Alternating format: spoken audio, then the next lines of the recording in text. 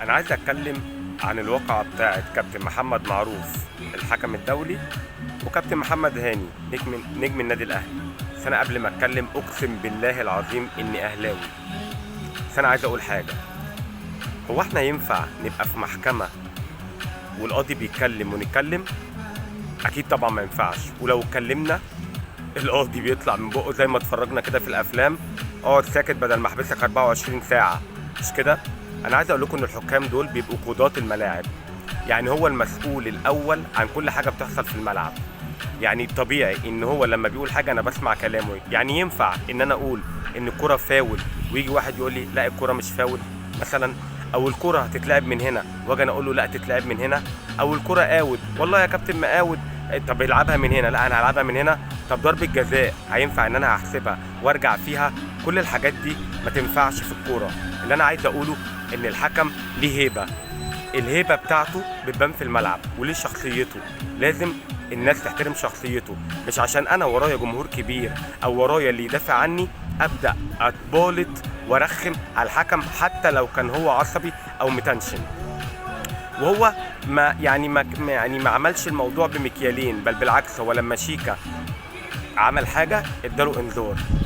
كابتن محمد هاني، انت الدقيقه 90 وعندك تغيير ورايح تدي الشاره وخلاص هتتغير، ورايح تدي الشاره للاعب تاني، انت واقف بتفكر مين اللي هياخدها، وده مش طبيعي قوي.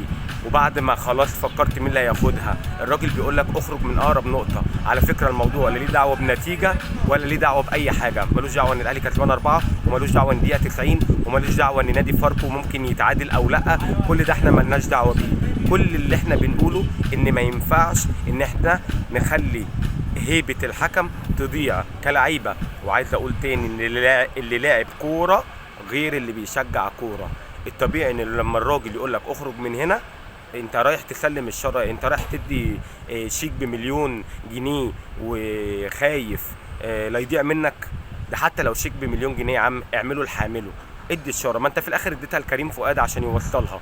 الراجل بيقول لك اخرج من هنا، طب ما تسمع كلامه وتخرج من هنا. الراجل بيجري وراك وبينادي عليك وبيكلمك وانت منفض وبتجري ورايح واخدها جري وبتطلع، بس بتطلع من مكان تاني.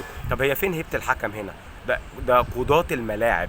يعني الطبيعي ان هو لو عدها لك، كام لعيب في الدوري المصري ممكن يعمل نفس الحركة دي؟ وكم واحد ممكن يعمل نفس اللي انت عملته ده؟ ده كتير. لو هو ما خدش موقف معاك حازم، الموضوع ده هيتكرر كتير وهيتعمل مع كذا لعيب. عشان كده انا بقول ان كابتن محمد معروف مش غلطان في قراره. هو الراجل قال اطلع من هنا، يبقى الطبيعي ان انت من اقرب نقطة في الملعب حضرتك تتفضل تخرج من اقرب نقطة. لا ليها دعوة انت كسبان 4، ولا ليها دعوة انت طالع بتجري، ولا دعوة باي حاجة. دي شخصية وهيبة الحكم. هو بيقول لك اخرج من المكان ده، حضرتك تتفضل تخرج من المكان ده عشان هو يكمل ماتشه، مش انت تنفض له وتقطع ودانك وكانك مش سامعه ويجري وراك وبيكلمك وانت ما بتردش وبتجري لغايه ما حضرتك خدت الكارت الثاني واتطردت. ومين اللي هيدفع الضريبه دي؟ نادي الاهلي. على فكره احنا كاهلاويه مش زعلانين انك اتطردت، ولو ماتش هنبقى زعلانين. يا ريتها تيجي في 7 8 10 ماتشات تريح شويه كده، وانت تعبت من ماتشين فمحتاج تريح.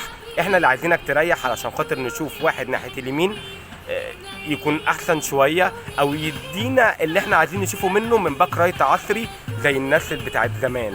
اعتقد ان كابتن محمد معروف مش غلطان في قراره، واعتقد ان كابتن محمد هاني استعمل معاه الكلاحه شويه، بعيد بقى عن اللي اتقال في التلفزيون وانا عرباوي وهو متنشن والموضوع ده ملوش دعوه بالملعب واحنا بنتكلم في ملعب.